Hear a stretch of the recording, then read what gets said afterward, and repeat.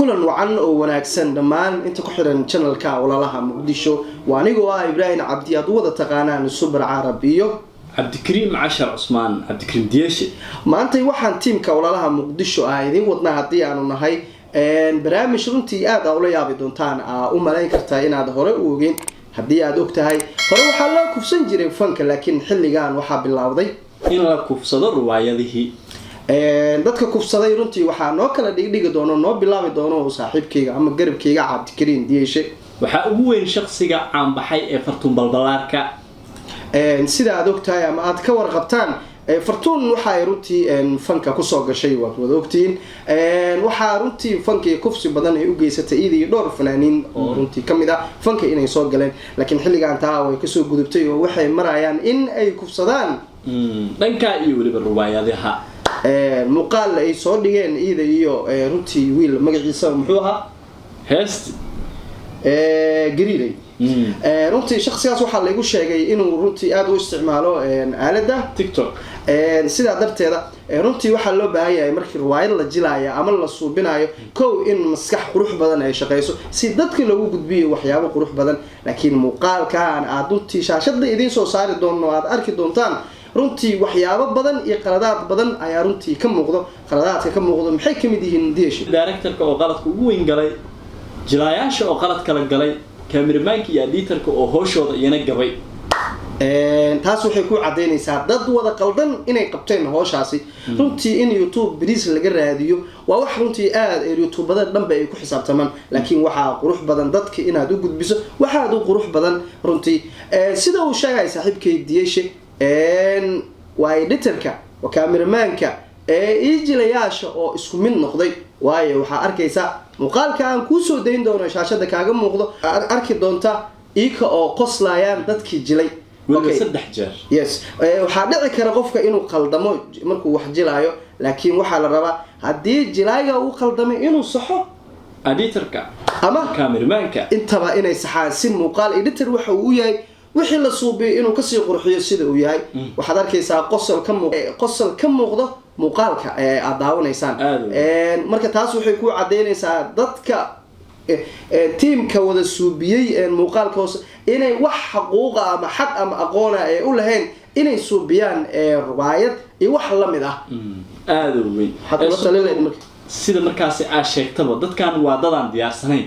waliba taa waxa ka sii daran ninka la leeyahay gariiday uma diyaarsano calaamadaha raganimada safiican kama muuqdaan sababtoo aninkaas barow ilaahay amarkiisa dadka waxay dhahaa dadka qaar laba gabar oo isaga fadhiso waa asiga Fartuun hatta waxaan ku xasuustaa erayga markii oo Fartuun iyo gabadha kale uu ku dhex jiro sariirta ay saaran yihiin wuxuu leeyahay naya ma dili kartid ma taaban kartid waa saas oo kale erayga naya waxa badanaa adeegsada dumarka markay isdagaalayaan runtii riwaayadaas waa riwaayad follow up runtii waana riwaayada arkay riwaayadii ugu xumeed runtii iyadoona wax micnaha ay ku dhisnayn wax qaabahan loo suubinin wax farsamo iyo aqoon intana ay isku helin marka waxaan ula talinaynaa hadii aan nahay teamka walaalaha Muqdisho bulshada waxaad u soo bandhigaysaan inay noqdaan wax yar oo qurux badan inta u soo bandhigi leh hada muuqaalku wuxuu soconayaa 5 iyo 10 daqiiqo ilaa 17 daqiiqo waxay dhahan short film waaye qaladka weyn waa nameka isu nameka oo muxuu ahaa oo short film ayaa hada qaladka weyn lagu galay sida arintii aad doorada ku heleysay Cabdi Dhaanto oo buugiisiiba baalkiisii hore qaladkii ugu horeeyay oo gudihii maxaa ka soo bixi kara marka tan waxa dareemaysaa in muuqaal runtii lagu sheegay magaciisa iyo inta uu soconayo daqiiqado runtii marka waxaan runtii kula talinaynaa anaga ma diidanin qofna codowgiisa manin waxaan anagu teamka walaalaha hadii aan nahay aan u dhisanahay in aan soo bandhigno qaladaadka si dadka ay wax u bartaan waa qofka maanta marka wax u sheegtid bari wuxuu noqonaa qof oo ma aragtay diyaarsan oo qaladkiisii iska saxo maxaa kula talin lahayd taageerayaasha ama dadka daawanayo muuqaalka qaldan marka dadka daawanayo muuqaalka qaldan waxaan leeyahay ugu horeyn idinka ayaa la idin ka rabaa inaad wax saxdiin sababtoo Fartuun waa la soconaa fanka iyo waliba markaasi YouTube meesha ka soo gashay oo waxay ku soo gashay Xasan Toobo sarwaalka iigeli safiican kadibna waxay la timaaday heeso qaldan oo nuucay u socdaan iyo meel ay ka socdaan la aqoonin hadda waxay ku soo dartay in ay ku ciyaarto riwaayadihii marka daawadayaasha sharafta leh ee qiimiga leh waxa loo baahan yahay indhihiina waxa ay qabanayaan in ay noqdaan wax qurux badan haddii aysan noqoninne aad reactionna ka bixisaan oo dadka aad yacni waanisaan oo falgal aad la samaysaan dhahdaan waxaan waa qaldan yihiin waxaan laga bedelo waxaan lagu soo daro marka Subarow aniga intaas baan ku waanin lahaa daawadayaasha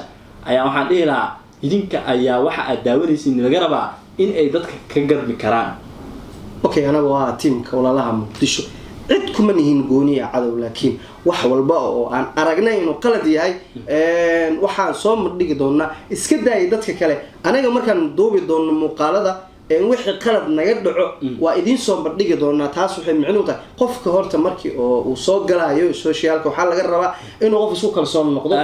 qofkana qalad inuu yeelan karo lana sixi karo laakiin in muuqaal 15 daqiiqo soo duubto oo wada qalad ah oo 2 daqiiqo xataa meel laga fiirsada aan jirin anaga diyaar waxa una in waxna laga sheegi karo laakiin cid walba oo qaldan inaan soo bandhigi doono waxaan u nahay teamka walaalaha Muqdisho waxaan leenahay runtii cid walba oo aan ku aragno qalad runtii waa soo bandhigi doona ciddii soo saarto wax macquul ah